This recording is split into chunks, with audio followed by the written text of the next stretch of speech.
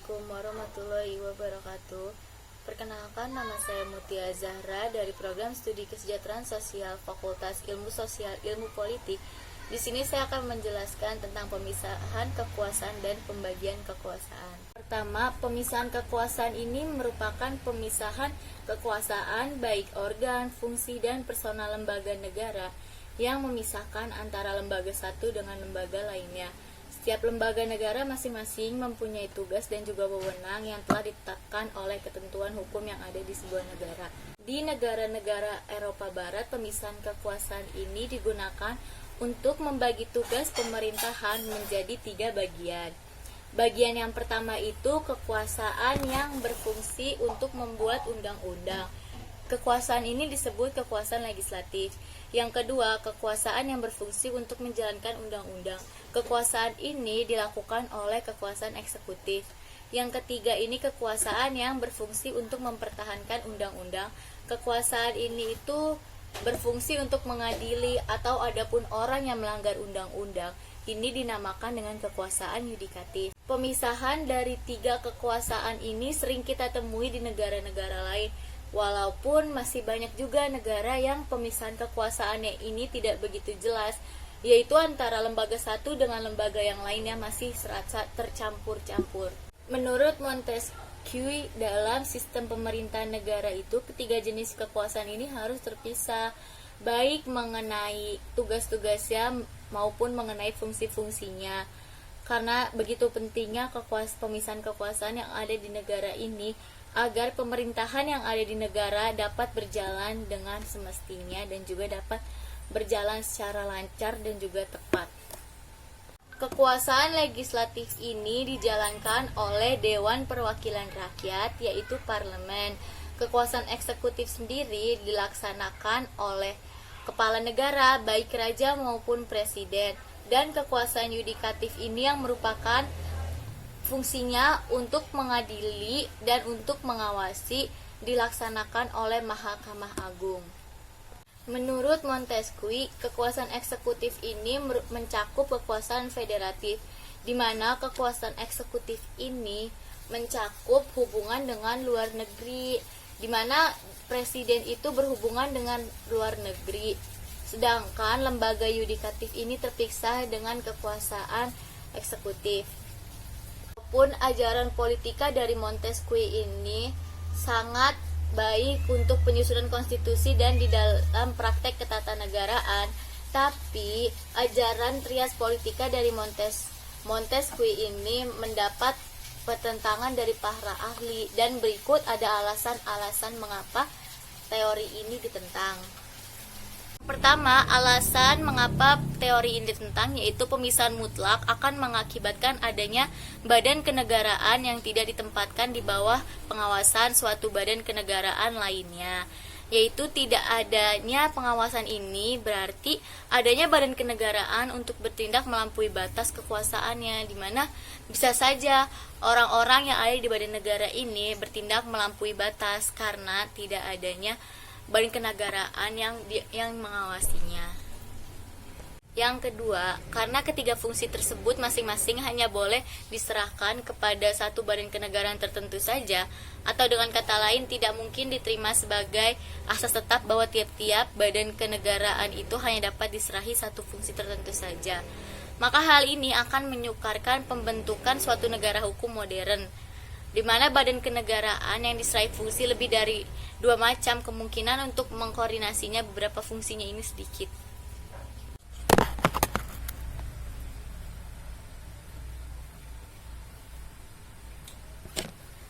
Montesquieu pada dasarnya tidak mengusulkan bentuk pemisahan kekuasaan yang bersifat kaku dan mutlak, dan ia memberikan sejumlah contoh di mana kekuasaan eksekutif, legislatif, dan yudikatif saling bertumpang tindih.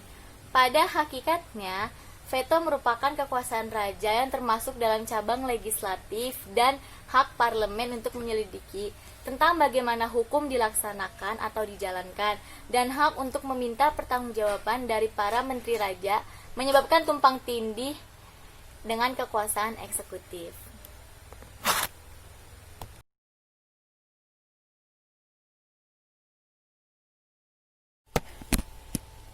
Pemisahan kekuasaan dibedakan menjadi dua bagian oleh Jennings, yaitu pemisahan kekuasaan dalam arti material dan pemisahan kekuasaan dalam arti formal. Menurut Jennings, pemisahan kekuasaan dalam arti material adalah pemisahan kekuasaan dalam arti pembagian kekuasaan itu dipertahankan dengan tegas dan tugas-tugas kenegaraan yang dengan jelas memperlihatkan adanya pemisahan kekuasaan itu kepada tiga bagian, yaitu legislatif, eksekutif, dan juga yudikatif. Sedangkan pemisahan kekuasaan dalam arti formal adalah jika pembagian kekuasaan itu tidak dipertahankan dengan tegas. Jatuh lagi, Mam. Dalam bukunya yang berjudul Pergeseran Kekuasaan Eksekutif, Ismail Sani memberikan kesimpulan mengenai pemisahan kekuasaan, yaitu bahwa pemisahan kekuasaan dalam arti material itu semestinya disebut separation of power, yaitu artinya pemisahan kekuasaan, sedangkan pemisahan kekuasaan dalam arti formal seharusnya disebut division of power, yaitu pembagian kekuasaan.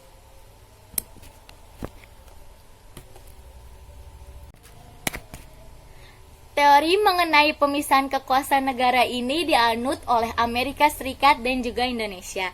Amerika Serikat secara konsekuen melaksanakan teori pemisahan kekuasaan, tetapi tidak murni, karena antara ketiga badan kenegaraan yang masing-masing mempunyai pekerjaan sendiri-sendiri itu, dalam menyelesaikan sesuatu pekerjaan, dia mendapatkan pengawasan dari badan kenegaraan lainnya. Sistem ini dikenal dengan sebagai sistem check and balance and sistem pengawasan.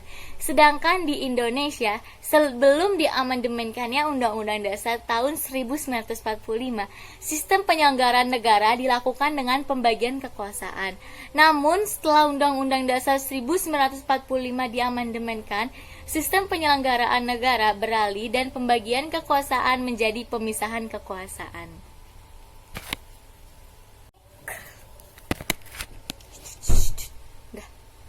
Dalam Undang-Undang Dasar tahun 1945, pemisahan kekuasaan ini dibedakan menjadi dua bagian, yaitu pemisahan kekuasaan dalam arti material dan pemisahan kekuasaan dalam arti formal. Pemisahan kekuasaan dalam arti material adalah pemisahan kekuasaan secara tegas dalam tiga cabang kekuasaan. Artinya, antara kekuasaan eksekutif, kekuasaan legislatif, dan kekuasaan yudikatif, tegasnya harus benar-benar terpisah dan tugasnya harus benar-benar terlepas antara cabang yang satu dengan cabang lainnya. Tidak boleh ada hubungan kerjasama yang dapat menimbulkan penyimpangan pelaksanaan kekuasaan yang menjadi tanggung jawabnya. Sebagai contoh, pelaksanaan pembagian kekuasaan di Indonesia pada masa sebelum diamandemen Undang-Undang Dasar tahun 45, di mana kita dapat melihat bagaimana keberadaan Presiden sebagai kepala negara sekaligus sebagai kepala pemerintahan dalam hubungannya dengan pembuatan undang-undang. Menurut Pasal 5 ayat 1 Undang-Undang tahun 45 menyebutkan bahwa Presiden memegang kekuasaan membentuk undang-undang dengan persetujuan Dewan Perwakilan Rakyat. Pula yang terdapat dalam Pasal 24 ayat 1 Undang-Undang Dasar tahun 1945 yang menyatakan bahwa kekuasaan kehakiman merupakan kekuasaan yang merdeka untuk menyelenggarakan peradilan guna menegakkan hukum dan keadilan. Artinya, kekuasaan kehakiman merupakan kekuasaan yang merdeka dan harus terpisah atau terlepas dari pengaruh kekuasaan pemerintah atau kekuasaan lainnya. Padahal Ketua Mahkamah Agung juga diberikan status jabatan sebagai menteri, sehingga menjadi pembantu presiden. Ini adalah beberapa contoh kaburnya atau terjadinya penyimpangan terhadap Undang-Undang Dasar tahun 1945 sebelum memasuki reformasi. Setelah era reformasi bergulir, dilakukan perubahan terhadap Undang-Undang Dasar tahun 1945 yang kedaulatan rakyat dibagi secara horizontal dengan cara pemisahan separation of power menjadi kekuasaan-kekuasaan dan fungsi lembaga-lembaga negara sebagaimana diatur dalam Undang-Undang Dasar sederajat dan masing-masing saling mengawasi dan mengimbangi atau dikenal dengan prinsip checks and balance. Artinya, kekuasaan legislatif, kekuasaan membentuk undang-undang bergeser letaknya dari kekuasaan presiden menjadi kewenangan Dewan Perwakilan Rakyat. Pasal 5 ayat 1 berubah menjadi Presiden berhak mengajukan rancangan undang-undang kepada Dewan Perwakilan Rakyat dan pasal 20 ayat 1 menyatakan Dewan Perwakilan Rakyat memegang kekuasaan membentuk undang-undang. Pergeseran tersebut berkaitan pula dengan doktrin pembagian kekuasaan versus pemisahan kekuasaan. Sebelum diadakan perubahan Undang-Undang Dasar tahun 1945, kedaulatan rakyat dilaksanakan sepenuhnya oleh Majelis Permusyawaratan Rakyat atau yang biasa kita sebut dengan MPR sebagai penjelma seluruh rakyat. Dari lembaga tertinggi inilah kekuasaan dari rakyat itu dibagikan kepada lembaga tinggi negara yang lainnya secara distributif. Oleh karena itu, paham yang dianut bukan pemisahan kekuasaan, melainkan pembagian kekuasaan secara vertikal atau bisa juga kita kenal dengan distribution of power.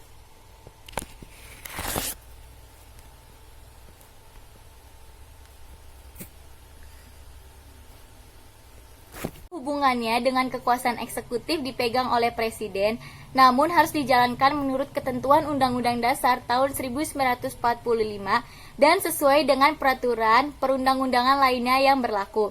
Di samping itu, prinsip saling mengawasi dan mengimbangi, presiden juga berhak mengajukan rancangan undang-undang RUU kepada Dewan Perwakilan Rakyat. Berkaitan dengan kekuasaan yudikatif adalah kekuasaan kehakiman sebagai kekuasaan yang merdeka untuk menyelenggarakan peradilan guna menegakkan hukum dan keadilan. Dilakukan oleh sebuah lembaga yang bernama Mahkamah Agung dan badan peradilan di bawahnya dan oleh sebuah lembaga itu namanya Mahkamah Konstitusi. Mahkamah Agung berwenang mengadili pada tingkat kasasi, yaitu menguji peraturan perundang-undangan di bawah undang-undang terhadap undang-undang dan mempunyai kewenangan lainnya yang diberikan oleh undang-undang.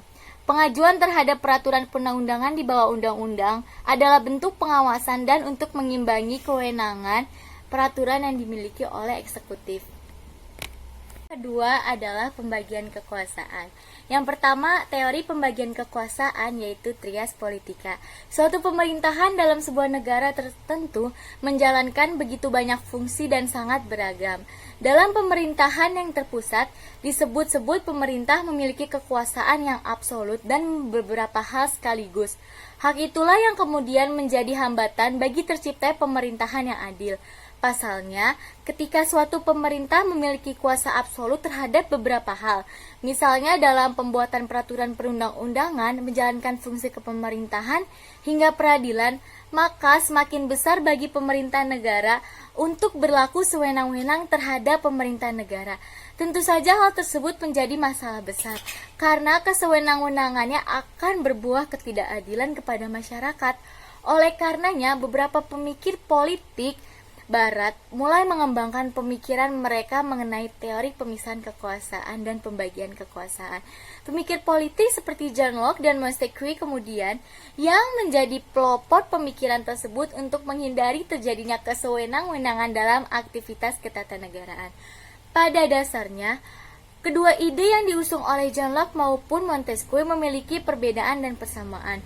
John Locke yang mengawali pemikiran tentang adanya pembagian kekuasaan dalam pemerintahan untuk menghindari absolutisme pemerintahan yang terpusat. Sementara setengah abad kemudian barulah Montesquieu muncul dengan pemikirannya mengenai pemisahan kekuasaan yang disebut juga dengan trias politika dalam bukunya.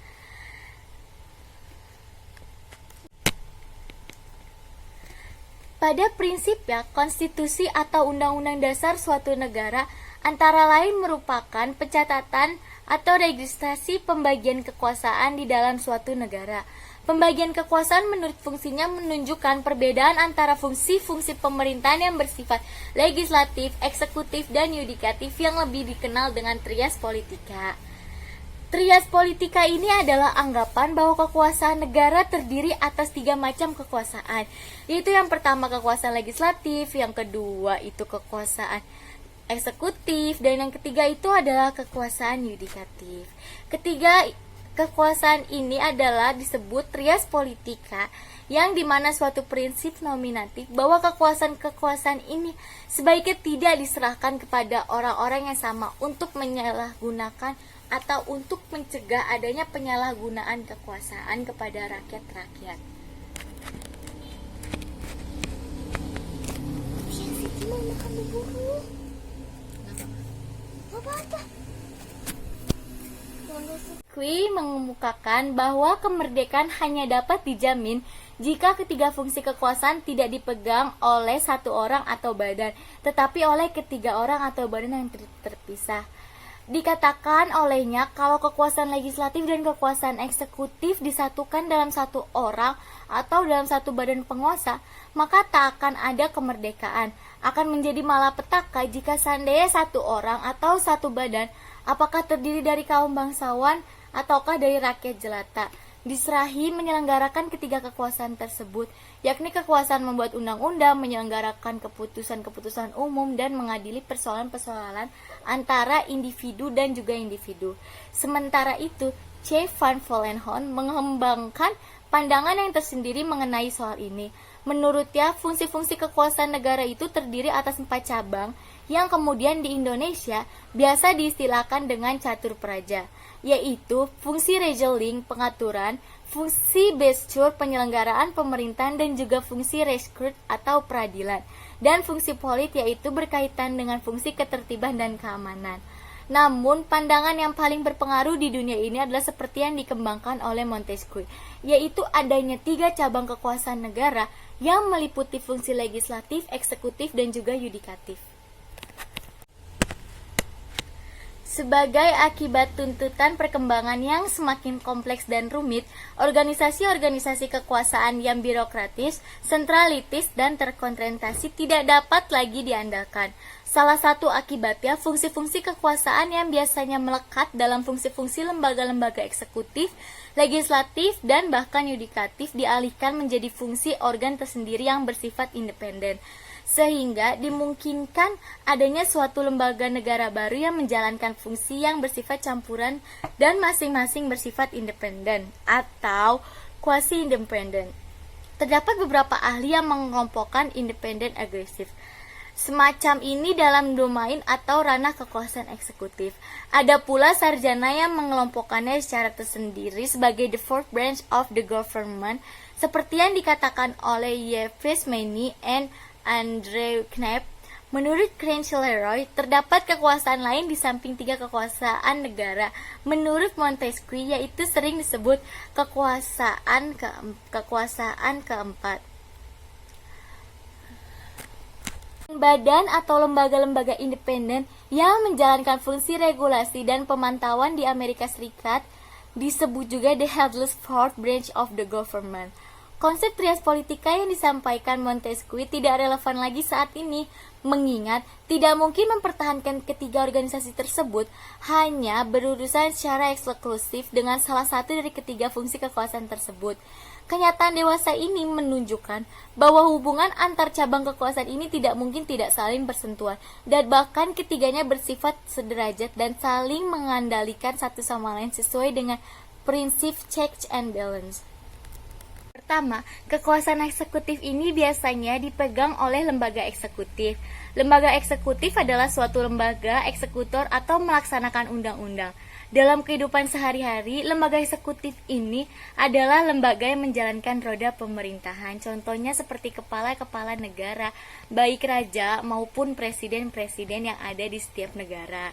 Yang kedua, lembaga yudikatif, yaitu kekuasaan yang dimiliki oleh warga masyarakat untuk melakukan pengawasan terhadap pelaksanaan undang-undang melalui wakilnya yang duduk dalam lembaga Mahkamah Agung.